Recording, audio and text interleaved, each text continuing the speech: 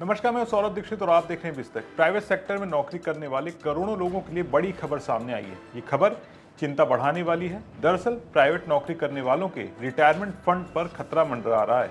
EPFO के central board of trustees यानी CBT की बैठक मार्च के पहले हफ्ते में होने वाली है। रिपोर्ट्स के मुताबिक ईपीएफओ पीएफ की ब्याज दर को घटा सकता है। ऐसा होने पर प्राइवेट नौकरी करने वाले करोड़ों लोगों को बड़ा झटका लगेगा। अगर ऐसा होता है तो सीधे तौर पर नौकरी पेशा वर्ग की बचत और रिटायरमेंट प्लानिंग पर असर पड़ेगा।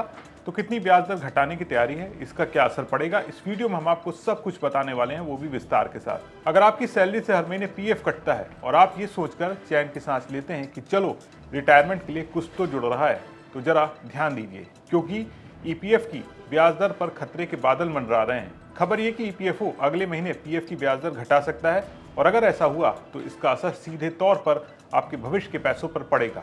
इकोनॉमिक टाइम्स की रिपोर्ट के मुताबिक ईपीएफओ की सेंट्रल बोर्ड ऑफ ट्रस्टीज की बैठक मार्च के पहले हफ्ते में होने वाली है। यही वो बैठक होती है जहां ये तय होता है कि पूरे साल पीएफ पर कितना ब्याज मिलेगा और सूत्रों की माने तो फाइनेंशियल ईयर 2025-26 के लिए ईपीएफ की ब्याज दर को 8.25% से घटाकर 8% से 8.20% के बीच लाया जा सकता है। यानी सीधी भाषा में कहें तो पीएफ पर रिटर्न घट सकता है।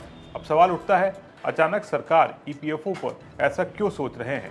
इसका सबसे बड़ा कारण है ईपीएफओ का कॉर्पस, यानी वो बड़ा फंड जिससे करोड़ों कर्मचारियों को ब्याज दिया जाता है।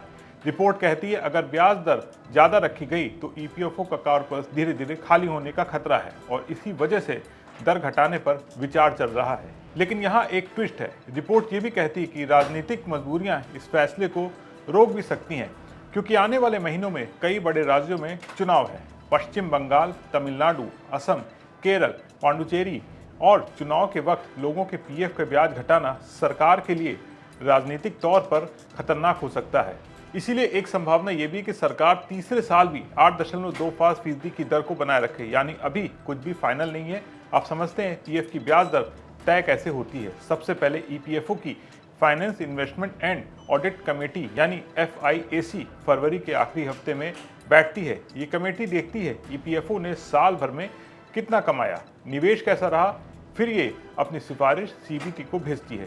सीबीटी उसे मंजूरी देती है, फाइनेंस मिनिस्ट्री उसे अप्रूव करती है और फिर लेबर मिनिस्ट्री औपचारिक ऐलान करती है। इसके बाद साल के बीच में आपके पीएफ अकाउंट में ब्याज क्रेडिट होता है। अब एक और डराने वाली बात, रिपोर्ट के मुताबिक प्रधानमंत्री विकसित भारत रोजगार योजना के तहत तेजी से नए लोग ईपीएफओ से जुड़ रहे हैं। मतलब ज्यादा लोग, ज्यादा भुगतान, और यही वजह है कि ब्याज दर थोड़ी कम करने पर सोच विचार हो रहा है। अब जरा इतिहास पर नजर डाल लेते हैं।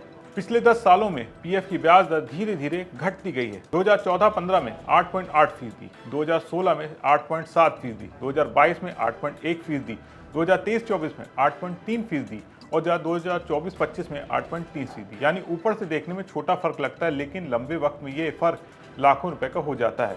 अब एक और बड़ा मुद्दा है पीएफ वेज सीलिंग। अभी ईपीएफ की वेज सीलिंग 15,000 रुपये प्रति माह है। मतलब इसके ऊपर कमाने वाले लोग ऑटोमेटिक ईपीएफ और ईपीएस में कवर नहीं होते। अब खबर है कि ये पुफ इसे बढ़ाकर 25,000 रुपये तक करने पर विचार कर रहा है। अगर ऐसा हुआ तो ज्यादा कर्मचारियों को पीएफ और पेंशन का फायदा मिलेगा। सुप्रीम कोर्ट भी जनवरी में ईपीएफओ को 4 महीने में वेज सीलिंग बढ़ाने को कह चुका है। लेकिन यहाँ भी एक साइड इफेक्ट है, ज्यादा लोग आएंगे तो फंड कर दबाव बढ़ेगा और यही दबाव ब्याज दर घटाने की एक और बड़ी वजह बन सकता है। तो अब आखिरी सवाल, आपको क्या करना चाहिए? जानकारों का कहना है कि घबराइए नहीं, पीएफ अभी भी सबसे सुरक्षित और टैक्स फ्रेंडली निवेश है। लेकिन ये समझ लीजिए कि पीएफ अब हाई रिटर्न स्कीम नहीं बल्कि स्टेबल सेफ्टी नेट है। अगर आप सिर्फ पीएफ पर रिटायरमेंट छोड़ रहे हैं तो आपको थोड़ा सोचना पड़ेगा। निवेश में डाइवर्सिफिकेशन अब मजबूरी है। कुल मिलाकर अब मार्च की बैठक पर सबकी नजरें टिकी हुई हैं। ब्याज घटेगा या नहीं, फैसला जल्द आएगा, लेकिन इतना तय है कि आपका पीएफ अब सरकारी फैसलों की सीधी मार में है।